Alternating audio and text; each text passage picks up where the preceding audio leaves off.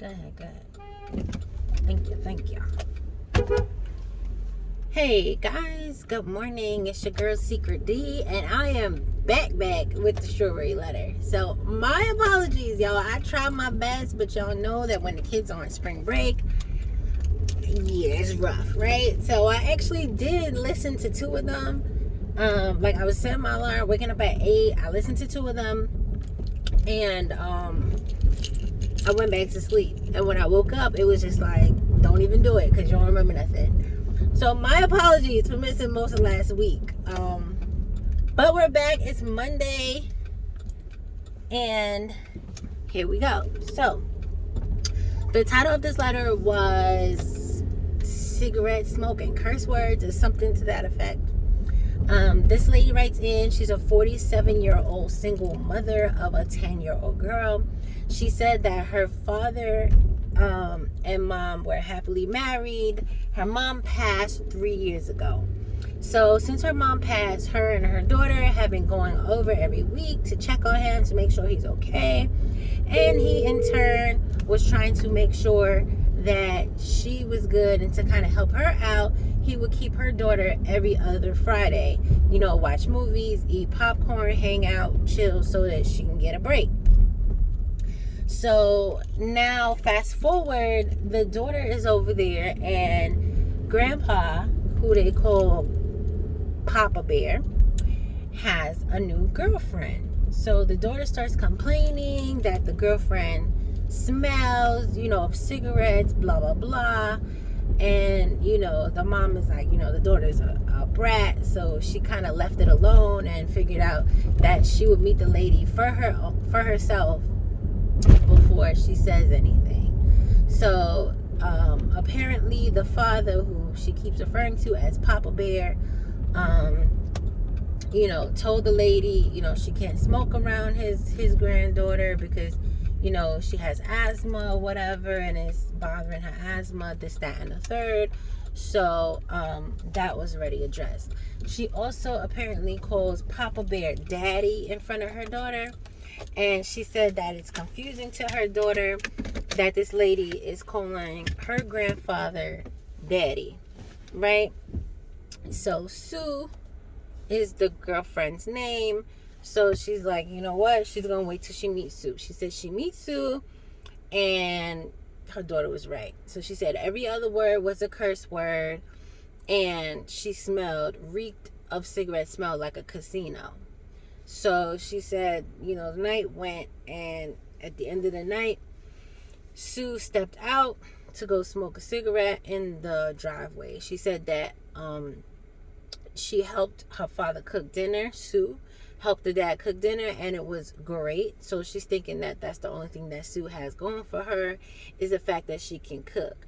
So she ain't feeling Sue. So she said when Sue went outside, the father says to her, oh, you should put all of your judgment to the side and really get to know her.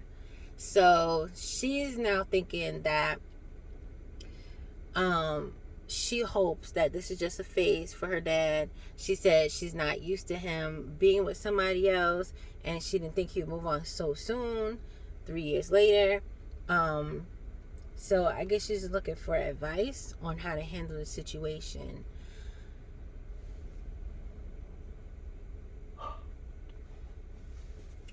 Okay. First off, it's been 3 years. Daddy got to move on.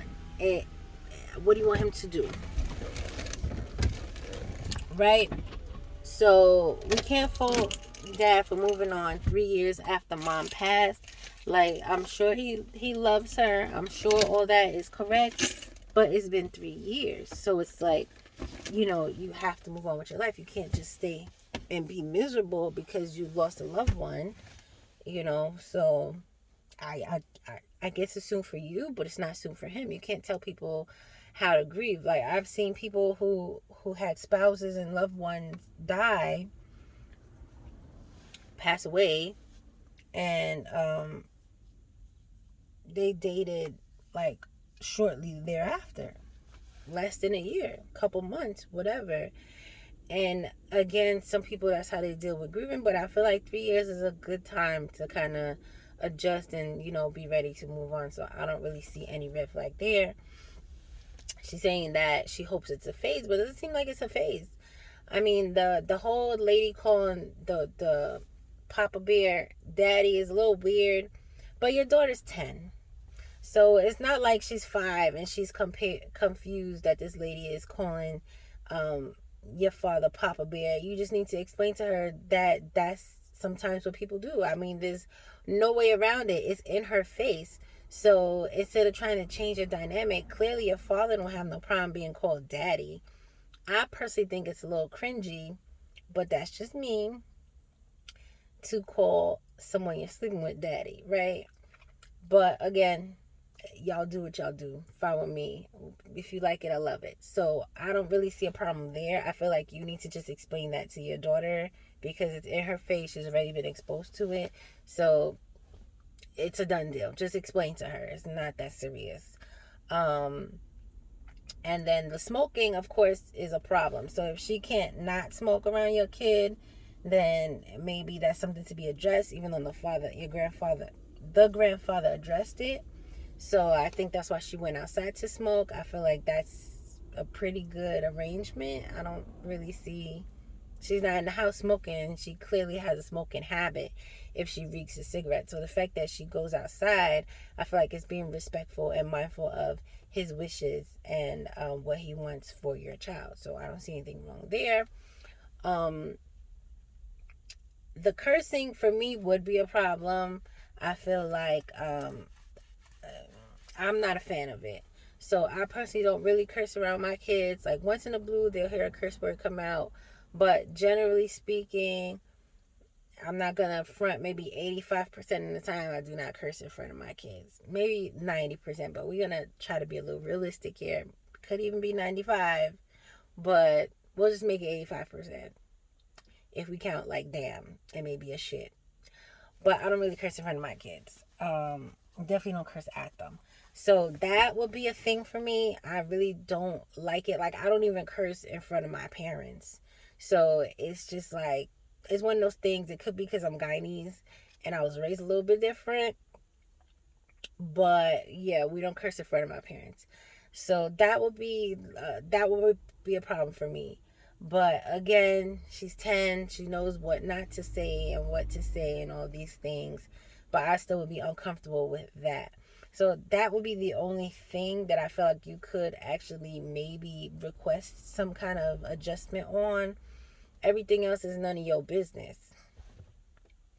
I mean, if you love your father, you're going to see if he's happy, then you're going to try to be happy for him. I don't really think this lady is endangering him in any way. I don't think she's doing anything to make him uncomfortable or anything. It seems like he's happy. I mean, you say the only thing that she has going for her is the fact that she can cook, but she probably could cook somewhere else. She probably putting it down on daddy.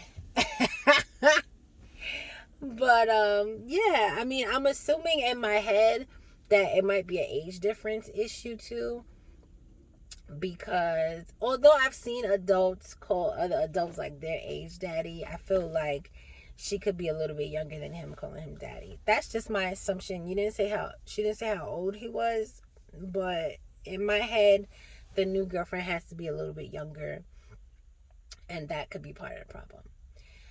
All right, I think that's it. I don't really have much words for this one, even though that's a lot of words. This video is like almost damn near 10 minutes, but it's been a while, so there you go.